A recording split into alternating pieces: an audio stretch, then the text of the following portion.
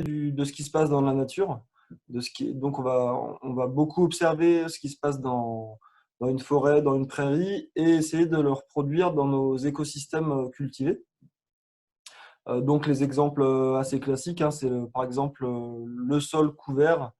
Dans la nature, à part dans les déserts, le sol est toujours recouvert de quelque chose, soit de matière morte en décomposition, ce qui est le cas dans les forêts avec les feuilles mortes et les branches qui retombent au sol pour protéger le sol. Ou dans les prairies, ben, il y a toujours de l'herbe, il y a toujours des plantes sauvages qui vont pousser naturellement. Donc en agroécologie, le sol nu, ça n'existe pas, ou alors c'est de très rares exceptions. Et pour nous aussi, l'agroécologie, c'est vraiment la réunion des savoir-faire paysans ancestraux ou traditionnels, donc avant l'agriculture conventionnelle. Et ces savoir-faire paysans, on peut les remettre au goût du jour et peut-être les actualiser avec les apports scientifiques récents en ce qui concerne la microbiologie des sols, la santé des plantes. Il y a tout un tas de découvertes qui nous permettent aujourd'hui, les composts, on les fait depuis très très longtemps par exemple, mais aujourd'hui, on connaît mieux ce qui se passe dans un compost, donc on peut vraiment optimiser nos techniques. Pareil pour des extraits fermentés, ce qu'on appelait avant les purins d'ortie. On peut vraiment optimiser toutes ces techniques-là grâce aux apports scientifiques des 30-40 dernières années. Pour avoir vraiment voilà, un panel de techniques qui va être bien adapté à son écosystème et à ses besoins aussi. Donc peut-être pour aller un peu plus dans le détail, mais je vais pas non plus aller trop loin. Donc ça, c'est un schéma, la spirale de l'agroécologie, qui va en 12 points nous montrer ce sur quoi il faut être vigilant dans notre jardin, dans notre ferme. Donc bien sûr des valeurs paysannes. Alors quand on parle de valeurs paysannes, c'est avant tout des techniques qui vont être facilement, que le paysan ou le jardinier va facilement pouvoir s'approprier. Donc là, on va se différencier peut-être d'un certain type d'agroécologie qui est porté aujourd'hui par le ministère de l'Agriculture ou par Monsanto ou par d'autres, c'est-à-dire une agroécologie avec un tiret qui va être assisté par des drones, par des satellites, donc par une hypertechnicité que le paysan, que le jardinier ne va jamais pouvoir s'approprier. Bien sûr, nous, quand on parle de ferme, on ne parle pas d'exploitation agricole ni d'entrepreneur agricole. Et donc, on a une vision de l'agriculture où on va être sur des fermes à taille humaine et le plus diversifié possible. Donc là, c'est le point 2. Et tout ça avec des techniques mises en place qui vont permettre aux paysans d'être le plus autonomes possible. Donc, si on parle d'élevage, ça va être bien sûr d'essayer de produire un maximum de son fourrage pour nourrir les bêtes. Au niveau des cultures, essayer d'être autonome sur ces amendements organiques, par exemple, en faisant du compost. Et puis diversifier au maximum ces cultures pour ne pas être dépendant d'une seule production qui va, en cas de problème, d'aléas climatiques, nous rendre très vulnérables. Un de nos piliers vraiment essentiels, c'est peut-être même celui dont on parle le plus à Terre et Humanisme, c'est le sol vivant. Donc, je ne vais pas en parler maintenant parce que je sais que je vais en parler beaucoup par la suite. De même, aussi bien que le sol vivant, il y a la biodiversité. Donc, on va vraiment chercher à inviter la biodiversité dans nos jardins. Et j'expliquerai aussi dans la suite de l'expo pourquoi il faut attirer la biodiversité et comment. Voilà. Et après, donc, tous les autres, je vais les décliner. Et pour aller jusqu'au point 12, donc une économie locale dynamisée et la sobriété heureuse. Donc, essayer de jardiner toujours en étant moins dépendant d'achats, de matières plastiques et autres, pour être le plus résilient possible. Vraiment, l'objectif de tout ça, un des objectifs, en tout cas, c'est la résilience. Donc, d'avoir un système qui peut résister facilement aux variations du climat, si on parle de ferme ou d'agriculteurs, ça va être des systèmes qui vont résister plus, par exemple, au changement de cours du blé, des choses comme ça. Donc voilà, ça c'est vraiment le côté macro de l'agroécologie. Maintenant, je vais partir un peu plus sur du concret. Mais avant d'aller vraiment dans le détail, peut-être parler pourquoi, très rapidement, pourquoi changer de système agricole. En tout cas, nous, c'est ce qu'on cherche à transmettre, hein. Pour nous, le système agricole conventionnel n'a pas fait ses preuves, tant en termes de production, même si les productions ont beaucoup augmenté grâce euh, au, au progrès, entre guillemets, technique de l'agriculture.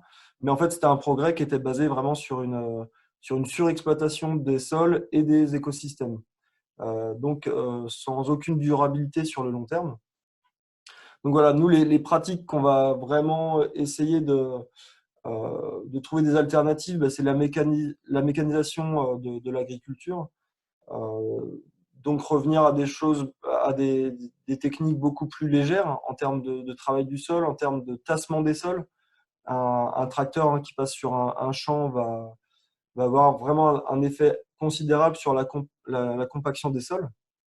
Euh, donc vraiment essayer de retrouver quelque chose, une agriculture plus, voilà, plus légère, c'est peut-être le mot, euh, pour tous les gestes qu'on a à faire dans sa culture. Une grande remise en question des labours profonds. Aujourd'hui, en agriculture conventionnelle, on peut faire des labours jusqu'à 60 cm. Et donc, quand on parle de labour, on parle de retournement du sol. Donc, on va inverser les horizons du sol. Et ça, aujourd'hui, notamment grâce à la microbiologie des sols, on a très bien compris que bouleverser les sols, c'était aussi contraindre, freiner, voire complètement tuer la biodiversité des sols. Donc, tous les micro-organismes vivent dans un sens particulier. Il y en a qui sont faits pour vivre en surface, d'autres en profondeur. Donc l'idée, c'est vraiment de maintenir cet ordre dans nos sols. Les sols non couverts, hein, j'en parlais juste avant, mais voilà, l'agriculture conventionnelle aujourd'hui laisse des sols à nu pendant toute une période de l'année. L'idée, c'est vraiment d'aller à l'inverse de ce mouvement-là et d'être sur des sols quasiment tout le temps couverts. Donc, on va se débrouiller de manière ou d'autre par du paillage ou par des engrais verts, par exemple, pour que nos sols soient paillés la plupart du temps. Bien sûr, on va aussi s'éloigner au maximum de la monoculture. Euh, la monoculture, c'est vraiment un grand point de faiblesse, puisque il suffit qu'un champ de blé soit détecté par un parasite pour qu'il y ait un, voilà, des dégâts considérables. Donc par derrière, du coup, une utilisation de la chimie et des pesticides pour freiner le développement de ce parasite. Donc voilà, en s'éloignant de la monoculture, on peut aussi avoir des systèmes plus équilibrés qui vont être plus résilients pour résister aux attaques des ravageurs. Voilà, et dans les effets de cette agriculture conventionnelle, cette agriculture industrielle, ils sont assez nombreux, hein, des sols asphyxiés, cartassés, des sols lessivés parce que jamais couverts. On voit quelques photos en dessous de fossés qui sont complètement engorgés de matière en suspension, de boue. Moi, mon grand-père me disait qu'il y a 70-80 ans, les fossés, les rivières étaient toujours clairs et limpides. Depuis cette intensification de l'agriculture et ces sols laissés à nu, eh ben, il y a beaucoup de matière en suspension qui se déverse dans nos rivières ou dans les fossés. Des plantes malades aussi, hein, par la monoculture, par des sols appauvris. Une perte de matière organique dans les sols, de plus en plus observée sur la plupart des champs, notamment en Occident. Et puis aussi une baisse de rendement qui commence à se constater sur toutes les grandes cultures, pareil, plutôt en Occident. Maïs, riz, blé, commencent à voir leur rendement stagner, voire décliner dans certains cas. Ce qui prouverait qu'on a commencé à atteindre à puiser vraiment dans le capital de matière organique de nos sols. C'était là-dessus que les rendements s'appuyaient. Maintenant, même avec des engrais, même avec de la chimie, on n'arrive plus à maintenir les rendements aussi hauts qu'il y a quelques années. Voilà, donc ça, c'est le avant. Maintenant, on va passer plutôt au après. Alors nous, à Terre Humanisme, quand on reçoit des volontaires ou des stagiaires, on passe beaucoup de temps à leur expliquer ce qu'est un sol. Pour nous, il n'y a pas de... il est difficile de jardiner sans avoir une compréhension, qu'elle soit dans les ressentis ou plutôt de manière intellectuelle, mais en tout cas, il faut essayer de comprendre ce qu'est un sol. Et on l'explique souvent en disant que c'est la réunion de la décomposition de la matière minérale en profondeur et de la décomposition de la matière organique en surface. Donc chaque sol est fait sur une roche-mère, hein, qui peut être faite de différentes natures de roches différentes, le schiste, le granit, le grès, le calcaire, le basalte dans les zones volcaniques.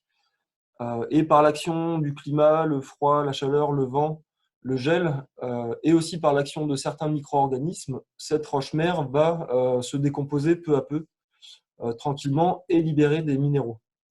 Donc ça, c'est ce qui se passe en bas. Et ce qui se passe en haut, ben, c'est que peu à peu, quand le sol se forme au fil des siècles et des millénaires, ben, il y a de la vie qui s'installe sur ces sols. Cette vie va au bout d'un moment mourir ou retomber au sol si c'est le cas des feuilles mortes ou des branches par exemple, et se décomposer lentement, notamment par l'aide enfin, par l'interaction avec les micro-organismes et des macro-organismes. Donc ça, je vais beaucoup en parler aussi, mais il y a les bactéries, des champignons, les vers de terre qu'on connaît très bien, beaucoup d'acariens, et puis des insectes la plupart du temps.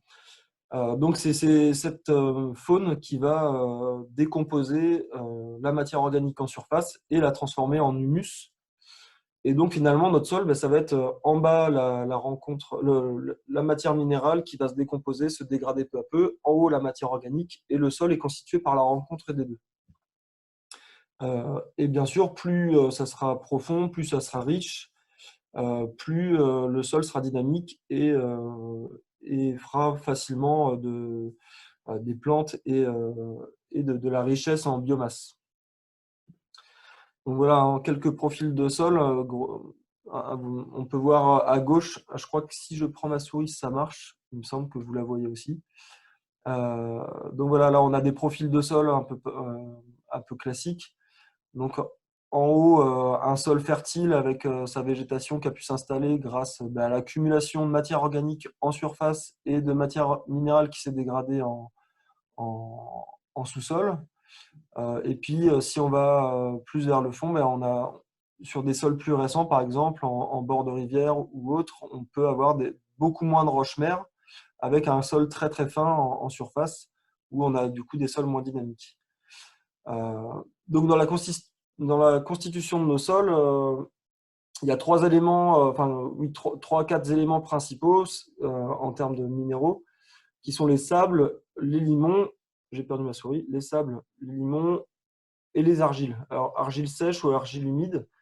Donc tout ça, c'est vraiment la granulométrie qui va nous définir ce qu'est un sable, un limon ou une argile. Donc les sables sont les plus gros, limons intermédiaires, et les argiles sont les particules les plus fines de notre sol.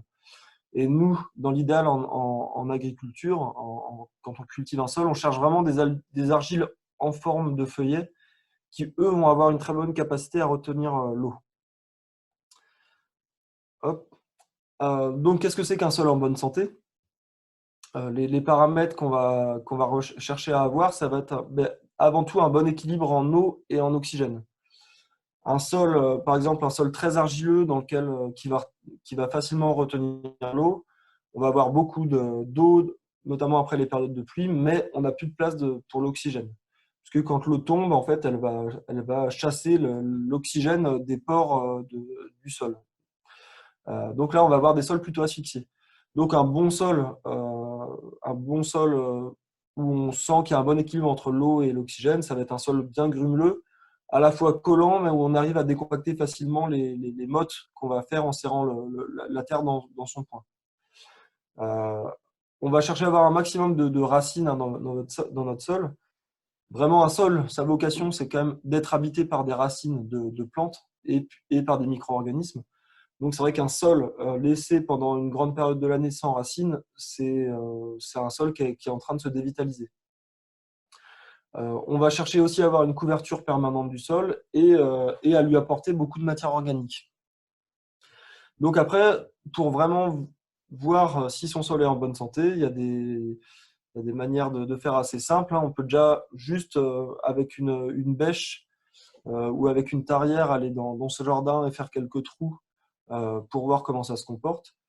Mais si vous voyez que les plantes, même les plantes sauvages, s'enracinent de manière assez profonde dans le sol, c'est plutôt bon signe en général. Rien qu'en observant la vitalité des plantes spontanées qui poussent, je ne sais pas si vous avez déjà vu par exemple, mais un plantain qui pousse dans un sol un peu dégradé ou un plantain qui pousse dans un bon sol, les feuilles peuvent être 2 à 3 fois plus grosses sur le sol dynamique. Donc rien qu'en observant cette vitalité de nos plantes sauvages sur le sol, on peut déjà avoir quelques indications sur la qualité de son sol. Comme je disais avant, un sol grumeleux. Donc plus votre sol va faire une espèce de semoule, on appelle ça souvent le couscous noir, plus ça sera un très bon signe. Au niveau de la couleur aussi, on peut se rendre compte de certaines choses. En général, plus le sol est foncé, plus il est riche, plus il est chargé en matière organique. Et c'est vrai que les sols, en général, plutôt mat, plutôt ternes, sont plutôt indicateurs de sols appauvris. L'odeur du sol doit être plutôt douceâtre, avec peut-être quelques petits parfums de champignons ou de sous-bois, en général. Un sol qui sent la vase, on peut déceler ça dans certains sols, mais des sols qui sentent la vase ou qui sentent vraiment la grotte un peu. Il y a un peu une odeur dans les grottes, mais on peut le sentir dans certains sols. Là, ça veut dire qu'on est sur quelque chose de très minéral, où il y a peut-être des questions à se poser sur ces matières organiques, si on sent trop le minéral. En observant aussi la vie dans le sol, si vous voyez beaucoup de macrofaune et de microfaune, mais la microfaune c'est plus compliqué puisqu'on ne peut pas la voir à l'œil nu. En tout cas, même la macrofaune, si vous en voyez beaucoup quand vous faites un profil de sol, ben, c'est plutôt bon signe. Voilà, donc en bas, plutôt un sol qui n'est pas très bien structuré, avec beaucoup d'angles aussi au niveau de la structure des grumeaux. Hein. Si vous avez des matières qui ont beaucoup d'angles, qui sont très abrasives, c'est que c'est des sols qui ne sont pas forcément très confortables pour nos plantes. Par contre, si vous avez des sols assez ronds, on peut s'en rendre compte en touchant le sol. Hein. Là, vous pouvez vous dire que vous avez un sol qui est plutôt confortable et accueillant pour les plantes.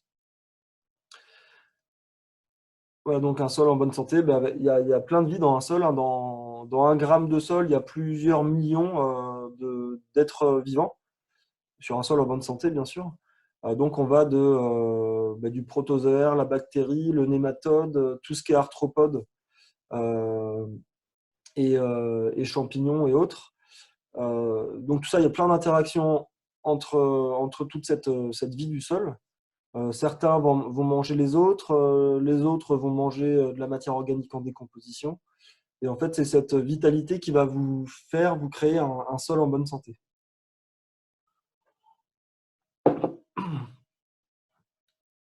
Voilà, donc avant tout, peut-être un des premiers réflexes qu'on a à avoir quand on commence un jardin, quand on vient d'acquérir un terrain, voilà, c'est peut-être d'aller faire quelques trous à droite à gauche.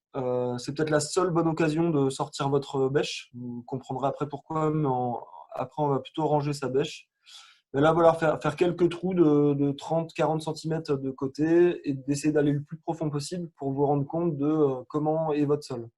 Et avec quelques tests assez simples, hein, comme le test de la décantation, vous prenez un échantillon de terre qui est assez représentatif de votre profil de sol, vous le mélangez avec un bon litre d'eau, vous secouez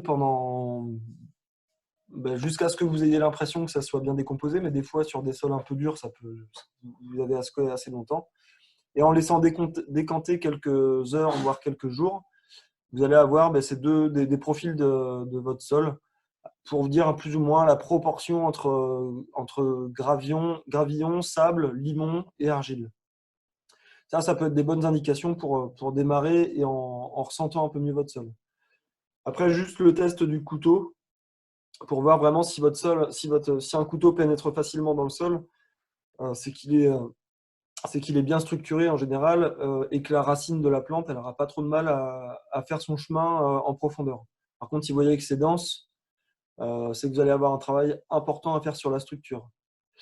Après, je ne vais pas rentrer dans le détail, mais il y a d'autres petits tests intéressants, comme le test à l'eau oxygénée ou le test à l'acide chlorhydrique, notamment pour voir si vous avez de la matière organique dans votre sol, de la matière organique libre, ou pour voir si votre sol est riche en calcaire, par exemple.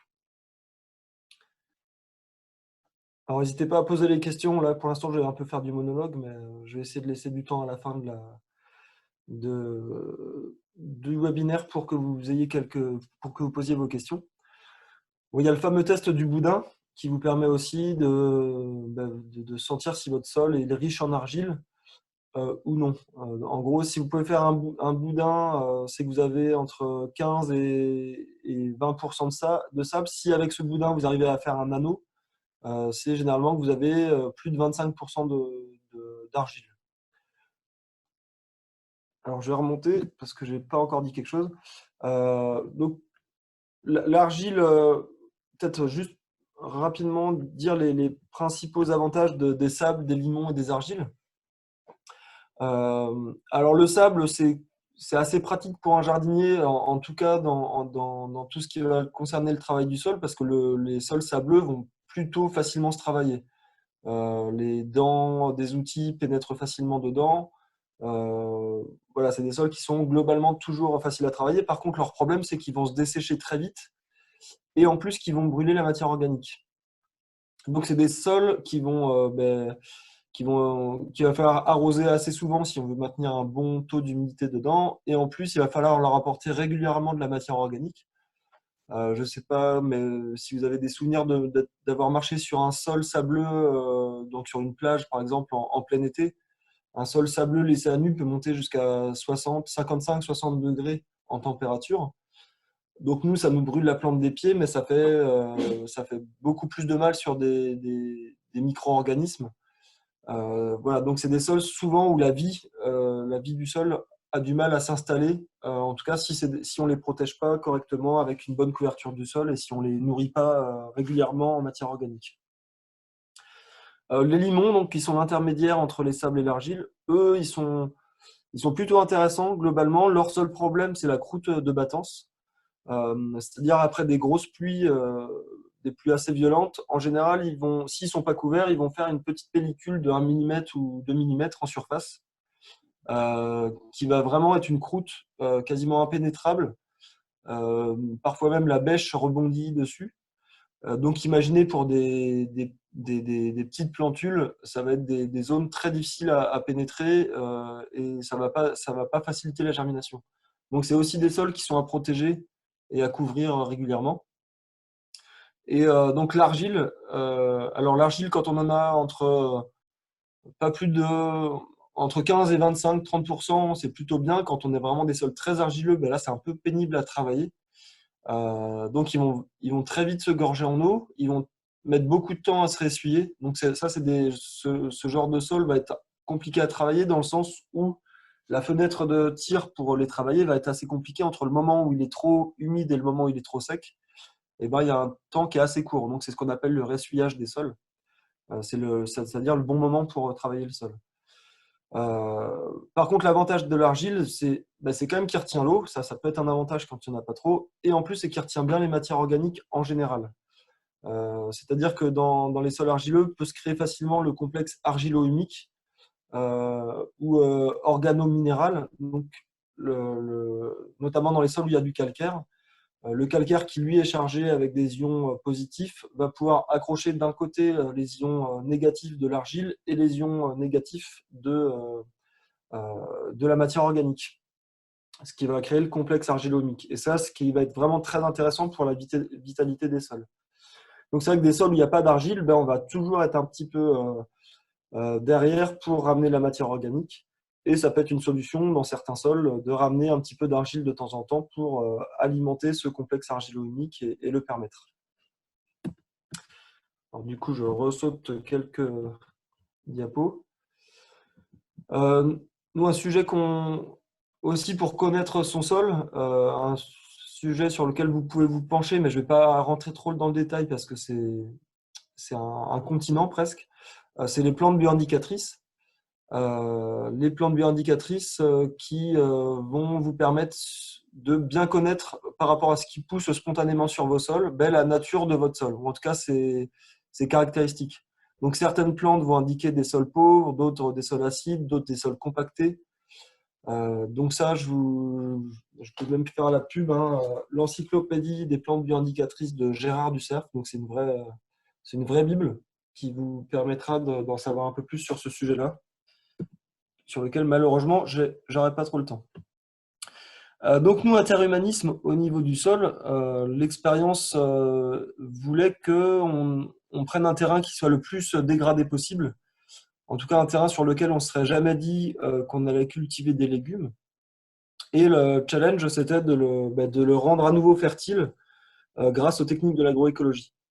Donc, en l'espace de 20 ans, on a recréé à peu près 20 cm de sol grâce aux techniques que je vais exposer assez rapidement dans la suite. Mais vraiment, cette idée-là, c'était de montrer que l'agroécologie pouvait restaurer les sols. Donc voilà, parmi les grands points sur lesquels on focalise, nous, assez souvent en tant que jardinier interhumanisme, peut-être avant tout, avant de regarder juste son jardin, c'est de regarder ce qui se passe autour de son jardin et de voir comment on peut recréer un écosystème le plus naturel possible dans son jardin et autour de son jardin. Donc pour ça, il y a plein de manières, hein. Il y a les haies. Plus vous allez avoir d'arbres dans votre jardin qui soient disposés avec un peu de cohérence, mais plus vous allez avoir de vie, hein. Au pied des arbres, dans leurs racines, s'installent tout un tas de micro-organismes qui vont servir votre zone cultivée en périphérie. Donc, essayez vraiment de planter un maximum d'arbres dans les jardins, d'installer des haies. Et les haies qui vont aussi avoir un effet sur l'accueil de la biodiversité, ce qu'on appelle souvent des zones relais pour la biodiversité. Donc, sur des zones, des surfaces assez grandes, on peut installer des haies quasiment tous les 25 mètres. C'est ce qu'on a calculé pour que la biodiversité puisse migrer d'un point à l'autre d'un territoire. Il faut qu'elle puisse faire des sauts d'à peu près 25 mètres. Mais plus de 25 mètres, en fait, généralement, chaque petite bestiole reste toujours au même endroit. Elle ne peut pas migrer sur une autre partie des parcelles. Après, en termes de racines aussi, hein, l'association de différentes plantes, il y a des plantes qui ont des racines pivots, des plantes qui ont des racines superficielles en forme de chevelu. Et ça, si on mélange tout ce type de plantes dans nos jardins, on peut avoir aussi, enfin, ça va enrichir et stimuler la biodiversité dans notre jardin. Les mares aussi sont un super moyen d'accueillir un maximum de biodiversité. C'est assez incroyable même la vitesse à laquelle ça va. Donc, il faut bien faire la différence entre une mare et un bassin. Une mare, c'est un point d'eau dans lequel il va y avoir des paliers. Plus vous allez avoir de paliers, et plus votre mare va pouvoir accueillir de plantes différentes. Et plus il y a de plantes différentes, plus il y aura d'insectes auxiliaires différents.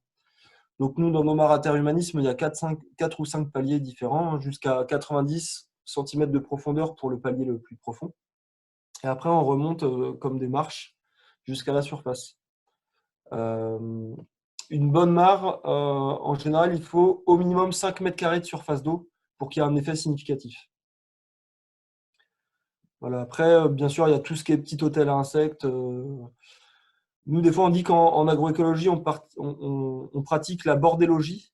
C'est-à-dire, plus ça foisonne dans votre jardin, plus il y a de bordel, entre guillemets, donc des tas de pierres, des petits tas de bois, des tas de bûches, plus vous allez accueillir de la biodiversité, des hérissons, des orvets, des chauves-souris, mettez des nichoirs aussi, hein.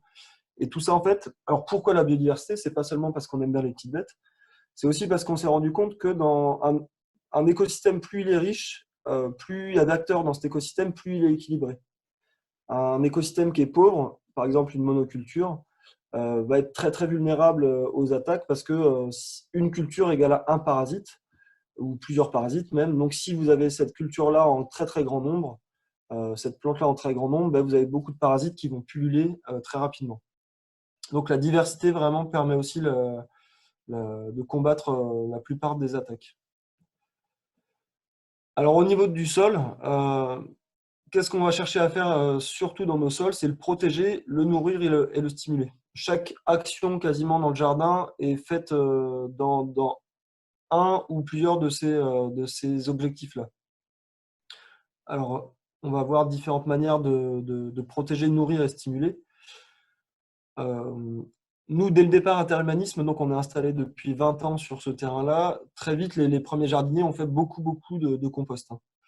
Du compost à partir de fumier, à partir de matières récupérées à droite à gauche. Donc, un jardinier devient un peu un chasseur de matière organique, ramasser les feuilles mortes sur le trottoir avant que le cantonnier passe, faire attention aux voisins qui amènent leurs déchets verts à la déchetterie, essayer de les capter avant qu'ils les amènent, essayer d'amener un maximum de biomasse sur son jardin pour, entre autres, en faire du compost. Alors le compost, ça peut se faire soit en andin, soit en bac, soit en lombricomposteur pour les appartements.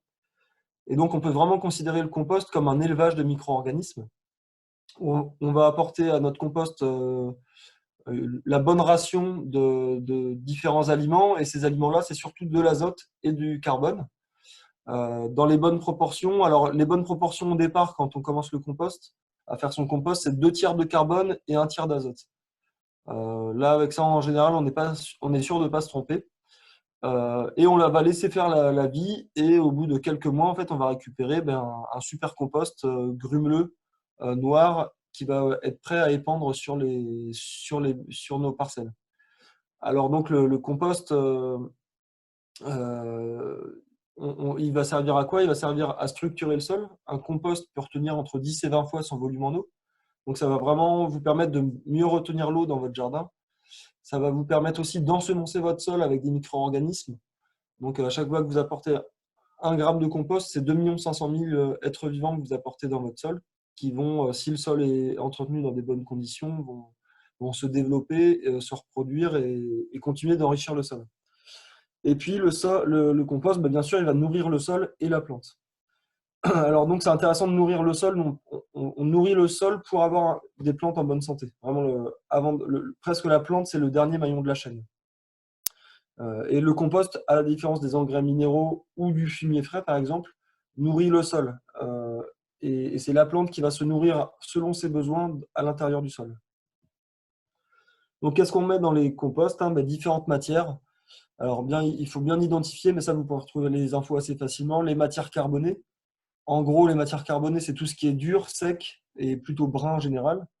Et les matières azotées, qui sont plutôt ce qui est vert, humide et mou, de l'autre côté. Et après, il y a quelques matériaux qui sont équilibrés, comme le marc de café, le foin, le broyat de ronces, les peaux de banane, qui, elles, vous pouvez vraiment les mettre à volonté dans votre compost, puisqu'elles sont déjà de fait équilibrées. Une autre méthode pour la fertilité du sol, c'est les engrais verts. Donc l'engrais vert, en fait, c'est le fait de cultiver entre deux cultures, voire même parfois parmi les cultures, des plantes qui ont été identifiées et sélectionnées pour améliorer le sol de votre jardin. Donc encore une fois, quand on dit améliorer, ça va être des plantes qui vont structurer le sol et le nourrir.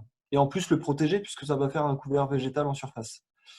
Alors dans ces plantes-là, les grandes familles, c'est surtout les céréales, l'avoine, le seigle, le sorgho, qui, elles, vont être plutôt utilisées pour structurer le sol en profondeur. En gros, ça va remplacer notre grelinette au jardin, puisqu'elles ont des racines très profondes et puissantes, qui vont décompacter le sol, le structurer et remonter des éléments minéraux de la profondeur pour les ramener en surface. Certains ont mesuré que sur un seul pied de seigle, il peut y avoir jusqu'à 600 mètres de racines, si on met toutes les racines bout à bout. Donc ça explore vraiment une zone dans le sol qui est assez importante. La deuxième grande famille qui est très très importante, c'est les légumineuses. Il y a le petit dessin à droite.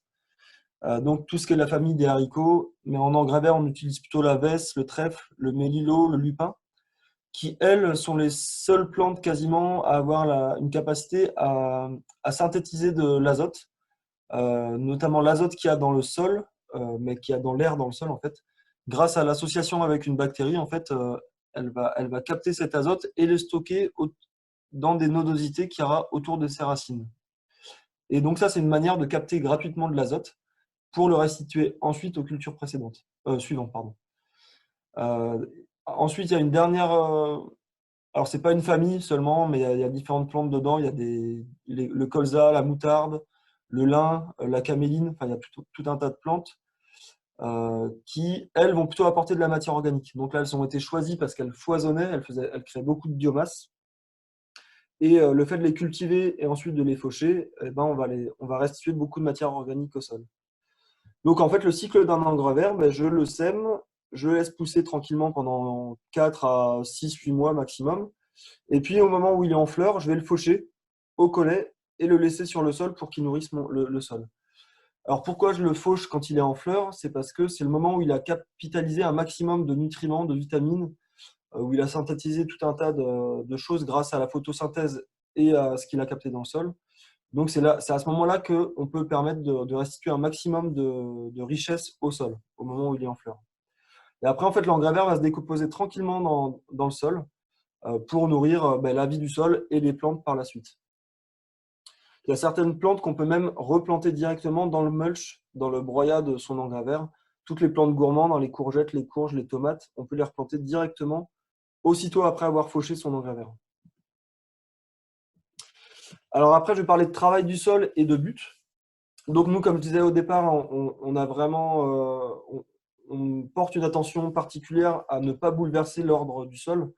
Donc quand on va travailler le sol, on fait vraiment très très attention à ne pas le retourner. Pour ça, on va utiliser la grelinette ou l'aérobêche pour décompacter le sol sans inverser ses horizons. Et ensuite, dans chaque acte qu'on va faire au jardin, que ça soit planter un arbre, passer le croc ou fabriquer une butte, on va toujours faire attention de ne pas inverser les couches. Puisque si on fait un trou, par exemple, pour creuser un arbre, mais qu'on remet la terre de surface en profondeur, c'est comme si on faisait reculer son sol de plusieurs dizaines, voire centaines d'années dans le temps. Puisque vous allez rapporter, si vous remettez le sous-sol de votre sol en surface, vous allez remettre toute la part minérale de votre sol en surface, ce qui n'est pas sa vocation, elle doit être en profondeur. Donc c'est vraiment comme si vous étiez retourné en arrière dans la dynamique de votre sol. Donc vraiment, faites très attention quand vous travaillez votre sol, c'est d'essayer de maintenir le bon ordre du sol. Nous, à Terre Humanisme, on réalise des buts. Alors aujourd'hui, les buts, souvent les nouveaux jardiniers pensent que c'est la panacée pour faire, quand on veut faire de l'agroécologie ou de la permaculture. Donc c'est une fausse bonne idée. C'est une bonne idée dans certains cas et c'est une très mauvaise idée dans d'autres cas. Donc la butte de terre, en tout cas, se fait vraiment que dans des cas particuliers qui sont un sol qui draine mal et un sol qui est peu profond. Donc si vous avez un sol peu profond, ça peut être intéressant de faire une butte parce qu'elle va augmenter l'épaisseur d'exploration pour vos légumes. Et si vous avez un sol qui draine mal, donc notamment les sols argileux par exemple, les sols hydromorphes, là ça peut être intéressant de faire une butte aussi parce que toute la partie émergée de la butte va ressuyer beaucoup plus vite que sur un sol laissé à plat. Donc nous dans le jardin interhumanisme, on a beaucoup de buttes de terre, c'est-à-dire qu'on a creusé la terre des chemins et on a alimenté la butte avec ça. Après il y a d'autres formes de buttes, les buttes lasagne, les buttes sandwich. Donc la butte lasagne en haut, la butte sandwich en bas là, de mon diapo. Donc pareil là, j'ai pas trop le temps, mais la butte sandwich par exemple va être vraiment intéressante sur des sols très très dégradés où on veut recréer rapidement une fertilité. Mais c'est pas la peine de faire une butte sandwich sur un sol sur un bon sol équilibré.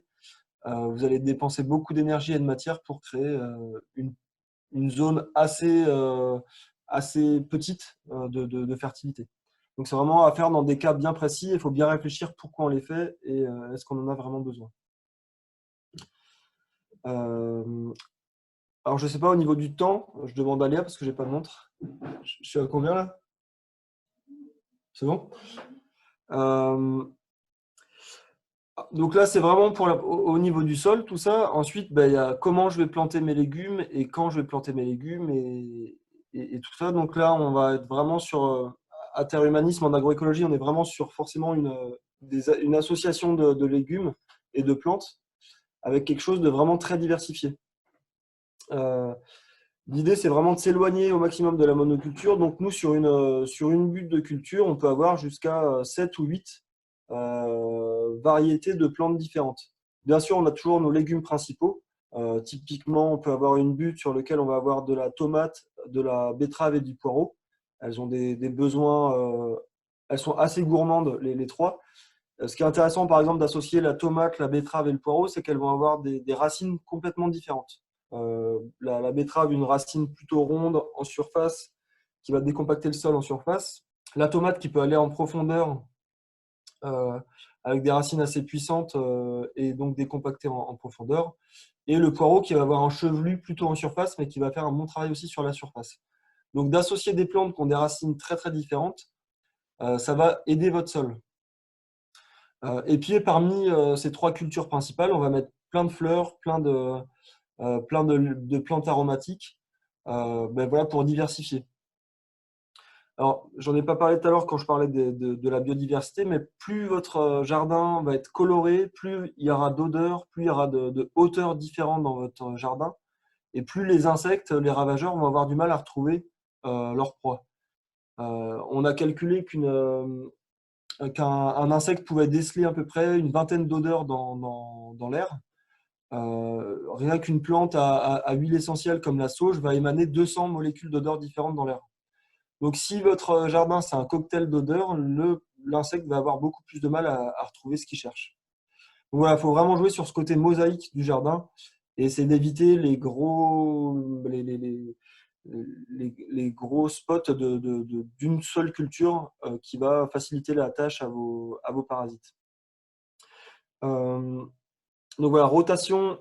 À Terre Humanisme, on a une rotation qui est assez simple. Mais elle est assez simple parce qu'on a un système qui est assez diversifié.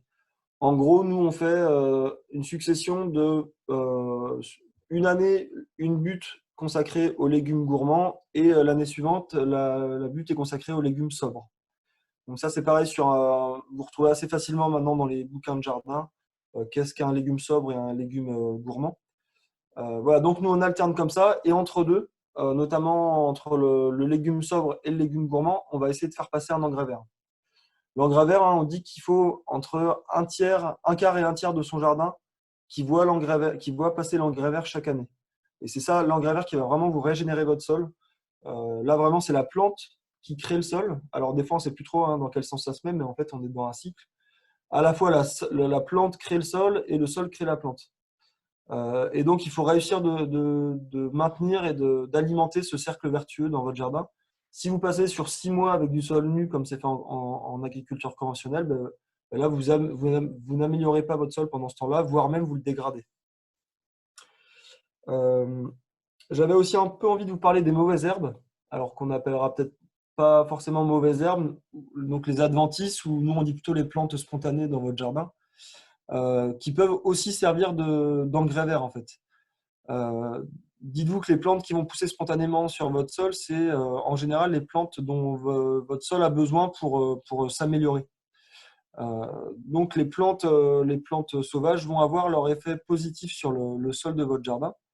Après, bien sûr, la difficulté, c'est de ne pas se faire dépasser par les herbes folles qui peuvent très très rapidement asphyxier vos plantes cultivées, qui elles sont beaucoup moins rapides à pousser. Donc il y aura une concurrence, clairement il y aura une concurrence. Donc il faut réussir à sentir dans votre jardin à quel moment je peux laisser s'exprimer les plantes sauvages et à quel moment elles vont moins être les bienvenues. Donc notamment au moment des semis, là c'est clair que là on va faire un désherbage assez systématique. Mais une fois que nos plantes sont bien implantées, nos plantes domestiques, on peut laisser pousser un peu plus les plantes sauvages autour d'elles. Et là, on va avoir une dynamique et on va avoir un sol qui est bien utilisé, avec beaucoup de racines dans le sol, donc une vie du sol qui est très dynamique. Donc voilà, le jardin propre, c'est un petit peu l'inverse du jardin en agroécologie. On va quand même laisser par endroits et par moments des plantes sauvages se pousser tranquillement. Je n'ai pas encore parlé beaucoup d'eau. Peut-être que je vais finir là-dessus si c'est le moment. Donc à Terre Humanisme, maintenant je pense que ça va se poser dans la plupart des jardins.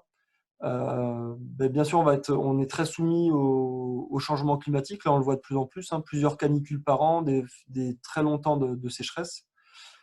Donc il y a un effort très important à faire sur les économies d'eau et comment j'utilise l'eau. Donc vraiment les maîtres mots pour l'eau, ça va être à la fois économiser, recycler et stocker. Le premier réservoir d'eau que vous avez dans votre jardin, ce n'est pas vos bassines ou vos cuves. Le premier réservoir d'eau, ça va être votre sol. Donc, le fait d'améliorer votre sol pour le rendre, pour qu'il ait une meilleure rétention en eau, vous allez déjà avoir cette réserve d'eau là qui va être toujours disponible pour vos plantes. Plus votre sol sera bon, plus vous pourrez stocker d'eau. Et en cas de sécheresse, en fait, votre sol, s'il a une bonne structure et une bonne composition, il va mettre plus de temps à se dessécher. Donc, vous serez beaucoup plus résilient face aux périodes de sécheresse et de canicule. Et ensuite, il faut vraiment s'arranger pour limiter au maximum l'évaporation de votre sol. Donc, la meilleure solution, c'est un sol couvert, soit couvert par des végétaux vivants, soit par du paillage. Mais on a mesuré qu'un sol couvert divisé par 4 son évaporation. Donc, en gros, ça vous économise, ça vous divise par 4 votre facture d'eau. Et après, bien sûr, on va essayer de récupérer l'eau par tous les moyens possibles. Donc, récupérer l'eau de pluie sur les toits. Pourquoi pas drainer certaines parties de son jardin pour stocker l'eau. Mais on sait qu'un jardin, 1 m² de jardin va avoir besoin, alors c'est une fourchette assez large, mais parce que les conditions pédoclimatiques sont très, très différentes d'un jardin à l'autre. Mais en général, on a besoin de entre 200 et 1500 litres d'eau par m² et par an pour un potager. Donc, à vous de sentir à peu près où vous êtes. Mais dites-vous que le potager, c'est vraiment en termes de culture fait par l'humain, c'est ce qu'il y a de plus gourmand. Imaginez la quantité d'eau qu'une courgette doit capter pour qu'un pied de courgette fasse 7 ou 8 courgettes par saison, en très peu de temps. Ça demande vraiment beaucoup, beaucoup d'eau. Donc, on est vraiment sur des cultures très exigeantes au potager. Et donc, ça veut dire que derrière, il faut vraiment alimenter son sol, le nourrir et lui permettre de stocker l'eau. Alors là, j'ai fini pour les grands traits, les grandes lignes de l'agroécologie. Mais j'ai déjà quelques questions que Léa m'a apportées, donc je peux commencer à faire les questions. J'ai encore combien de temps, Léa? Il est quelle heure? Il est 53. Ok, donc on se laisse à peu près 20 minutes pour les questions. Vous pouvez continuer à les envoyer sur le petit encart de la conversation. Donc j'avais une première question, c'est à quelle profondeur doit-on faire le test du sol? Donc le test du sol, si c'est en tout cas un bon profil de sol, il va se faire jusqu'à... c'est bien d'aller... Alors nous, on l'a déjà fait à Terre Humanisme, mais là on l'a fait sur un autre jardin. Avec un tractopelle, on a été jusqu'à la Roche-Mère pour voir vraiment tout l'horizon du sol jusqu'à la Roche-Mère. Là, c'est très riche d'enseignements. Après, à notre niveau, quand on est équipé que d'une bêche ou d'une tarière, c'est déjà bien d'aller jusqu'à 50-60 cm. Là, c'est intéressant de voir vraiment comment, parce que c'est ça que c'est cette épaisseur-là, 60 cm à peu près, que vont explorer la plupart de vos plantes potagères. Donc, c'est bien d'aller au moins jusque-là pour voir comment ça se passe. Quels sont les obstacles à une acceptation, une transition vers l'agroécologie, notamment en milieu professionnel? Alors ça, c'est une très vaste question, mais c'est une très bonne question aussi. Alors, enfin, moi, j'ai un peu travaillé avec des agriculteurs dans mes métiers d'avant. Je pense que le plus gros obstacle aujourd'hui, c'est peut-être l'enseignement agricole, même s'il est en train de changer, heureusement. Mais en tout cas, c'est très très difficile de faire changer les habitudes quand ces habitudes-là ont été un peu rentrées au forceps dans le cerveau des agriculteurs des générations d'avant.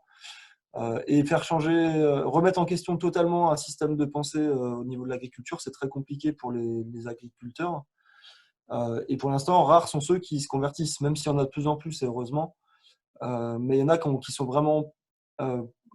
c'est nourri par des peurs, et ces peurs-là, elles empêchent de changer parce qu'ils ont gros à perdre. Aujourd'hui, un agriculteur, il est endetté sur plusieurs années. Il a un parc matériel gigantesque avec des investissements énormes. Et donc, remettre en question ses pratiques, ça lui fait prendre un risque assez important qui fait que c'est compliqué pour lui. Après, les autres obstacles, c'est la consommation. Si plus de gens consomment du bio ou du local, il y aura de plus en plus d'agriculteurs qui oseront s'y mettre. Donc il y a vraiment les deux. Il y a à la fois au niveau de la production et au niveau de la consommation, c'est deux curseurs à faire monter en même temps parce que s'il n'y en a qu'un qui avance, en fait, ça ne marchera pas. Donc si on veut rassurer les agriculteurs, ben, il faut qu'on continue à acheter du bio et si possible du bio par industriel pour que ça bouge un peu. Voilà, c'est une question sûrement un peu partielle, mais j'essaie de faire vite. Comment s'y retrouver entre les termes de pratique de jardin, biodynamie, agroécologie, permaculture, jardin bio, jardin vivant? Comment s'y retrouver? Bah, on n'est pas obligé de mettre une étiquette sur son jardin, hein. C'est pas grave si vous savez pas si vous faites du jardin agroécologique ou de la permaculture ou de la biodynamie. Ce qui compte, c'est de savoir si on respecte le vivant quand on jardine. Donc c'est vrai qu'aujourd'hui, il y a un peu des querelles de clocher entre permaculture, agroécologie, biodynamie, parfois. Euh, pour nous, c'est vraiment la finalité, elle est la même, hein. C'est vraiment se baser sur la vitalité de notre sol, respecter le vivant et s'inspirer des équilibres naturels. Et après, on va avoir quelques différences dans la pratique, mais vraiment, on a beaucoup plus de points communs entre toutes ces écoles-là que de points de divergence. Donc après, voilà, faut pas forcément chercher à s'y retrouver, puis si on se dit que c'est à peu près tous la même chose. En gros, le jardinage d'avant l'industrialisation de l'agriculture, enfin, ou avant les produits chimiques, c'était un peu de la permaculture ou de l'agroécologie, hein. Les anciens ne nous avaient pas attendus pour faire les choses correctement, même si c'est des choses qui pouvaient être améliorées avec des nouvelles techniques. Alors, je vais quand même, en même temps que je réponds aux questions, que j'ai pas fait ça pour rien, je vais vous mettre un petit toc toc.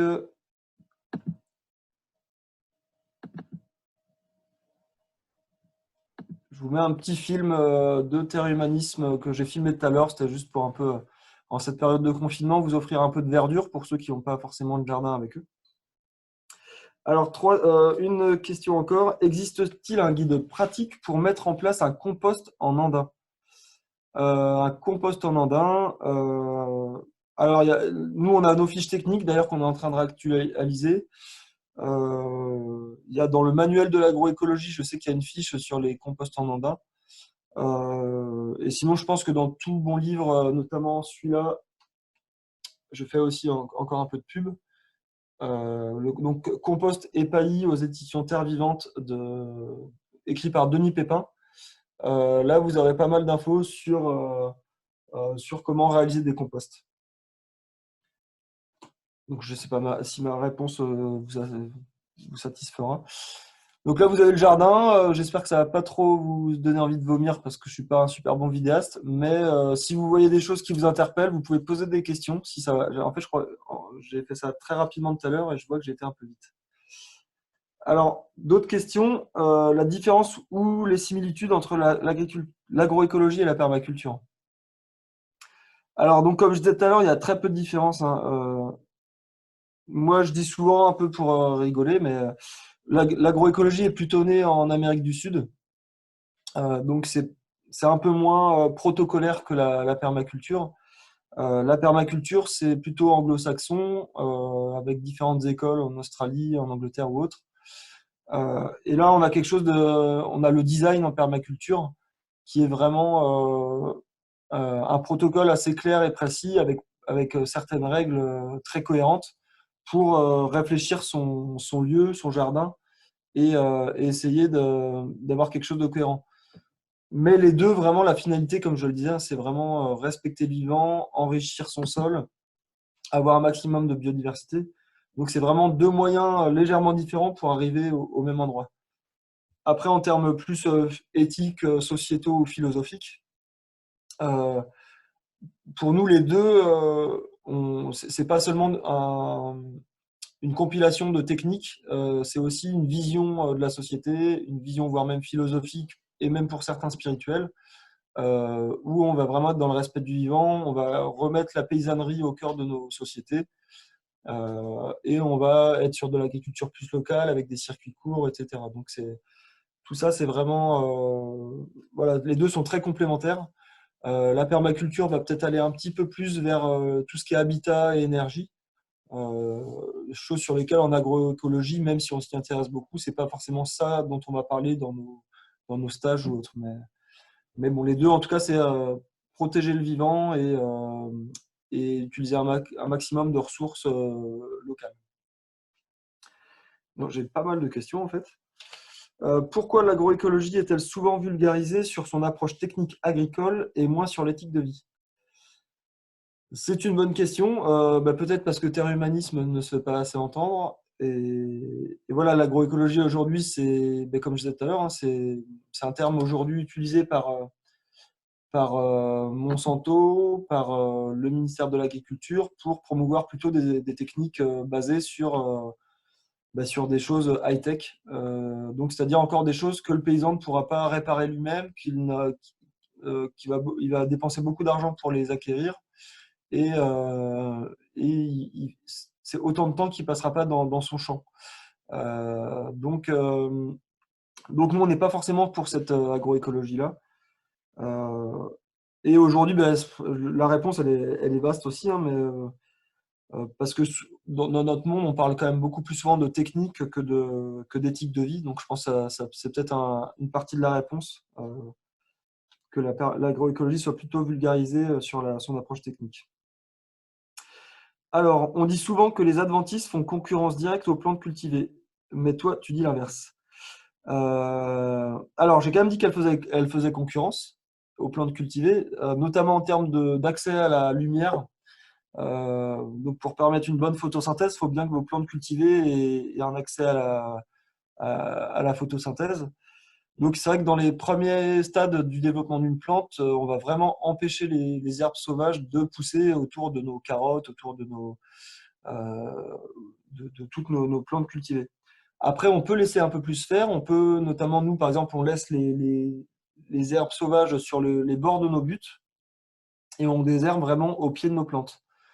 Donc, on ne fait pas un désherbage systématique, en fait. On est vraiment sur un désherbage où on essaye de laisser au maximum faire tout en intervenant quand on sait que c'est le moment d'intervenir. C'est vraiment ça, c'est peut-être ça qui est intéressant dans le jardin en agroécologie, c'est on se pose toujours cette question entre ce qui est sauvage et ce qui est domestique.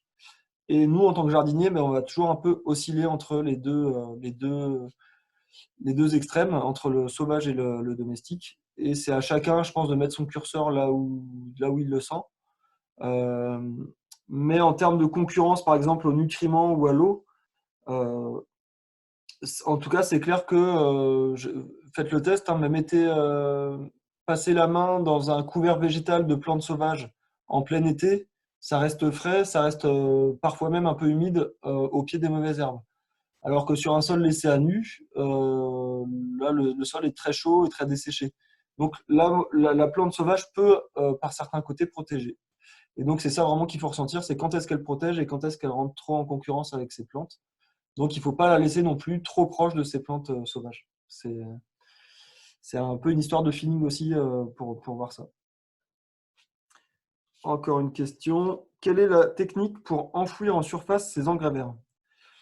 Alors, donc, nous, un engrais vert, quand on vient de le faucher, donc on le fauche au collet, l'idéal, c'est quand même de le faucher de haut en bas, par exemple avec une cisaille ou pourquoi pas à la tondeuse, hein, ça marche assez bien, pour quand même le réduire en petits morceaux. Ça facilitera la digestion par votre sol. Après, il y a deux options. Si vous êtes plutôt sur du fauchage en période humide, vous pouvez le laisser en surface sans l'incorporer. Si vous savez qu'il va y avoir une période un peu sèche, pour accélérer les choses et pour préserver un peu la richesse de cet engrais vert fauché et broyé, là, vous pouvez l'enfouir, si c'est à la main, au croc, en remuant un petit peu la surface sur les 3-4 premiers centimètres. Alors l'idée, c'est pas forcément de ne plus voir l'engrais vert du tout. Nous on dit c'est salir l'engrais vert, donc que l'engrais vert soit un petit peu mélangé avec de la terre en surface. Mais l'idée, c'est pas forcément d'enterrer complètement son engrais vert. C'est l'enfouir avec le croc. Donc là, c'est voilà, en gratouillant avec le croc sur les 5 premiers centimètres, ça suffit en général pour que sa digestion soit faite de manière assez rapide et bonne par les micro-organismes. Après, alors ça peut être soumis un peu à débat, mais une manière aussi d'accélérer la digestion de l'engrais vert par le sol, notamment si vous avez besoin de récupérer une butte assez rapidement pour faire des semis précoces en début de printemps. L'idée peut être d'occulter son engrais vert, donc de le faucher, le laisser au sol et de l'occulter. Alors, la méthode la plus rapide, c'est avec une bâche qui va emmagasiner de la chaleur sous la bâche, donc activer la vie du sol qui va vraiment décomposer plus vite l'engrais vert. Par contre, là, on reste sur de la bâche, donc sur du plastique. On peut aussi le faire avec du carton. Donc, je fauche mon engrais vert, je le laisse au sol et je recouvre de carton et après, éventuellement, de paille ou d'un paillage pour bien que ça occulte tout ça et ça va être digéré en quelques semaines, 2, 3 semaines, si les conditions sont bonnes pour digérer votre engrais vert. Encore une question, comment faire pour se débarrasser du chien-dent? Changer la nature de votre sol, ça serait la meilleure solution, mais qui prend le plus de temps. Donc, si le chien-dent est là, en général, c'est que votre sol est tassé, qu'il est éventuellement riche en matière organique, ou alors que vous faites trop d'apports de fumier, peut-être frais ou mal décomposé. Donc, le chien-dent vient vous débarrasser de tout ça. Donc, la meilleure solution pour se débarrasser du chien-dent, c'est de changer la nature de votre sol. Et on peut se dire, si on pousse le raisonnement à l'extrême, que si le chien-dent vient un petit peu compenser tous les problèmes que vous avez créés, ben c'est peut-être lui qui va résoudre le mieux votre problème. Donc, des fois, peut-être qu'en laissant faire, en fait, au bout de 3, 4 ans, on peut se rendre compte que le chien-dent va disparaître si on le laisse vraiment faire. Malheureusement, on n'a souvent pas trop la possibilité de laisser faire parce que ça rentre trop en concurrence avec nos plantes.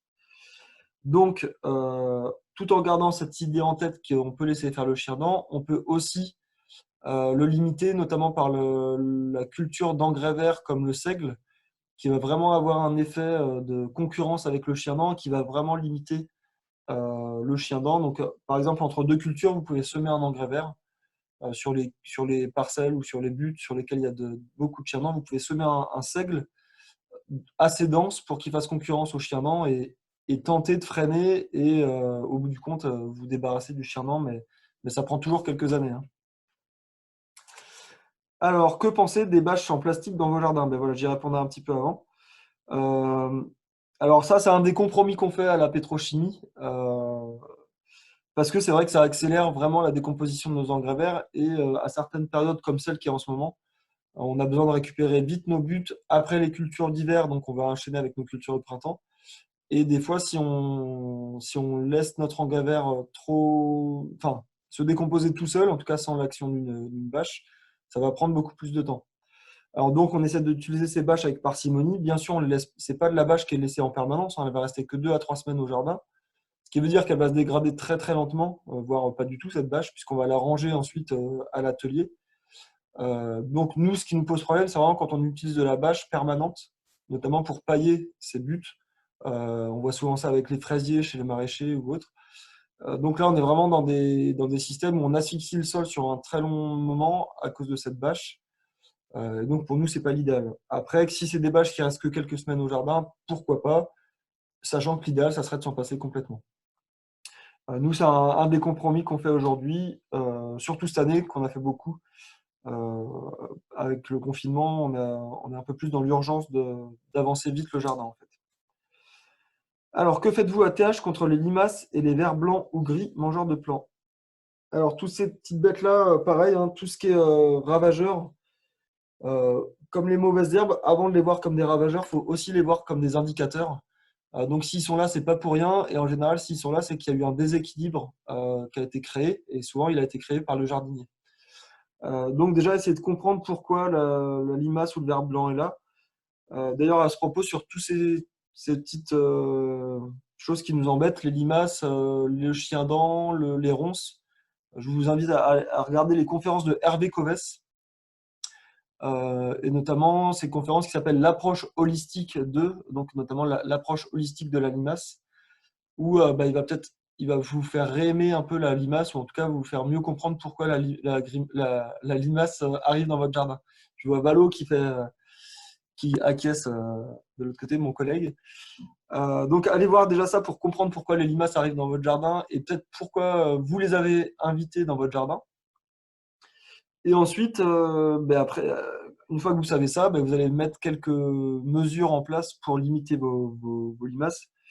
Donc nous, déjà, à Terre Humanisme, on a de la chance d'avoir une grande serre. Et c'est vrai qu'on cultive beaucoup des plants, en tout cas tous les plants qu'on peut faire en pépinière. Surtout au printemps et en automne, c'est vraiment intéressant de les faire plutôt en pépinière sur des tables. Parce que c'est les petites plantules, c'est ce qui est le plus appétant pour les limaces.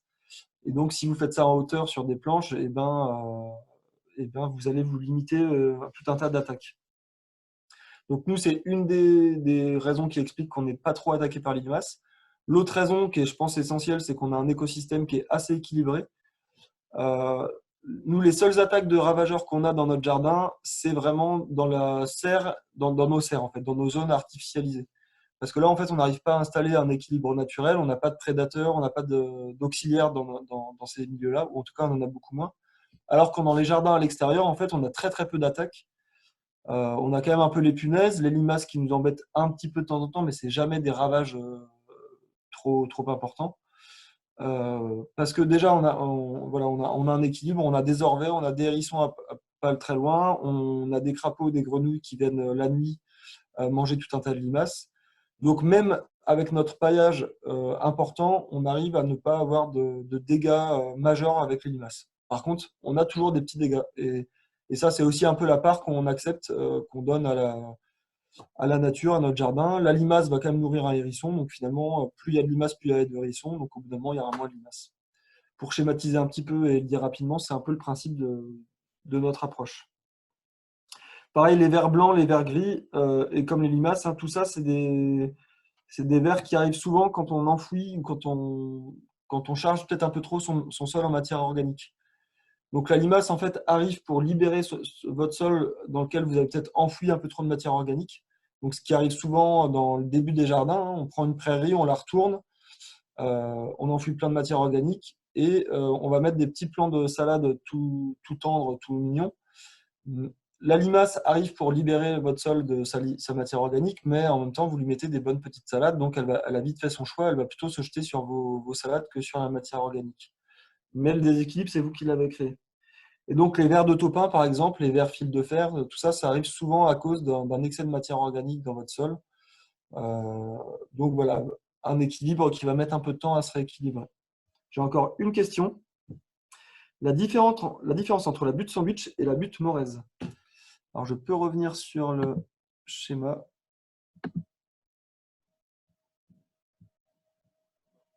C'est un peu moins fluide. Normalement, nous, à Terre Humanisme, on fait des dessins sur un tableau. Ce qui fait que j'arrive à parler en même temps. Là, j'arrive pas à parler en même temps que je fais ça. Toc, toc, toc. Je descends jusqu'en bas. Forcément,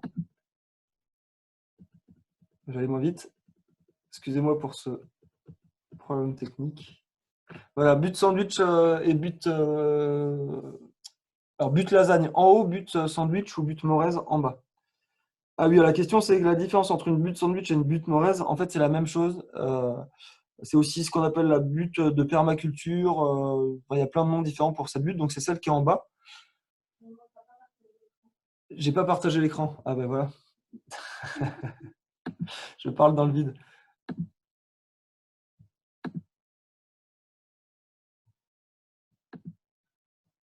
Excusez-moi. Certes. Ah, mais à chaque fois, il me le remet au début. Là, vous avez l'écran?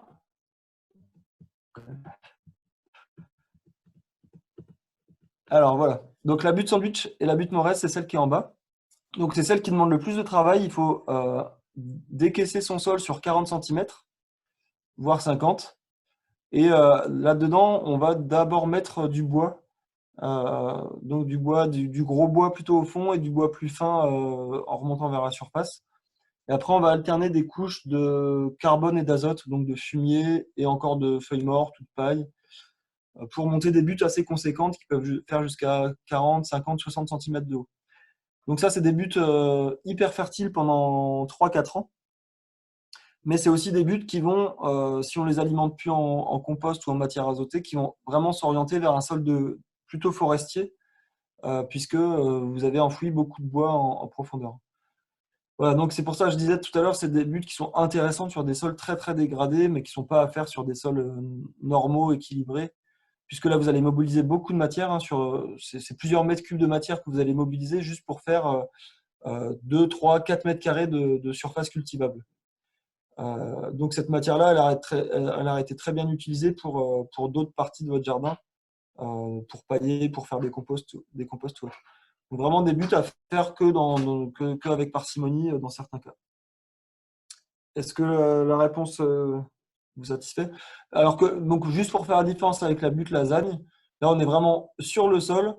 C'est même des buts qui peuvent se faire sur du macadam, sur du béton. Ils font ça des fois dans les jardins urbains. Donc là, je mets des couches de carton au sol et ensuite je vais alterner des couches de matériaux carbonés, matériaux carbonés, matériaux azotés, jusqu'à monter jusqu'à 40-50 cm. En fait, je reproduis un peu le principe d'un compost. Et là, c'est aussi des buttes qui vont être fertiles assez rapidement, mais elles vont être fertiles vraiment que 1 ou 2 ans maximum, celles-là. Mais par contre, ça peut être une bonne base pour débuter votre jardin. Nous, on le fait souvent pour commencer des endroits nouvellement jardinés. On peut commencer par une butte lasagne pour déjà donner un bon coup de boost dès la première année à cet endroit-là. Voilà, voilà. Léa, j'arrête ou... Oui, je pense qu'on peut s'arrêter là. Eh Il n'y a pas d'autres ben, questions. On a déjà un peu dépassé le temps, donc je pense que c'est bien. Merci à merci. tous pour votre écoute. Merci Euh, beaucoup. voilà, merci Clément d'avoir fait cette Je- présentation. Et donc, on va vous envoyer par mail, puisque j'ai tous les contacts, tous vos contacts, je vous enverrai un mail avec quelques références bibliographiques dont Clément a parlé et des vidéos aussi, je crois. Voilà. Et sachez donc, enfin, je pense que vous êtes tous au courant, mais qu'on organise des stages. Donc là, en période de confinement, évidemment, ils sont annulés. Mais ils reprendront dès que ce sera possible. Donc, si ça vous a donné envie, vous pouvez vous renseigner sur notre site internet pour éventuellement venir en apprendre encore plus sur place ici ou dans l'un de nos lieux partenaires ailleurs en France. Voilà. Merci beaucoup et à Merci. bientôt. Et sachez que mercredi prochain, il y a un webinaire à 17h sur notre fonctionnement en gouvernance partagée. Voilà, c'est un autre thème, mais qui est aussi intéressant. Donc, c'est un partage d'expérience. Voilà, donc vous pouvez aussi vous inscrire sur le lien sur lequel vous étiez inscrit à ce webinaire. Merci beaucoup. Au revoir. Salut. Au revoir. Donc,